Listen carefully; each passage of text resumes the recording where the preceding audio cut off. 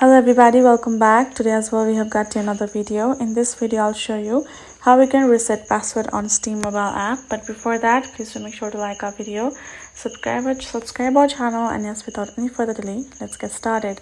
So for that, simply go ahead, open up your Steam mobile app. Right away in the sign in section, you're going to tap on this option of I need help signing in.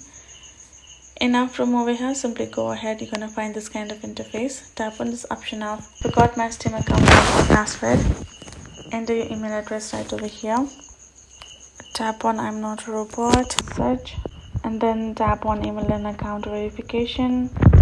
You will receive an email, wait for that, tap on it and tap on resume recovery. You're gonna choose a server for you and you're gonna see what your friends see. This is the account that we have found, and I'm gonna tap on reset my password. I'm gonna use this password, right, and I'm going to tap on change password. I'm going to tap on done. We're going to go back to our Steam. We're going to enter our name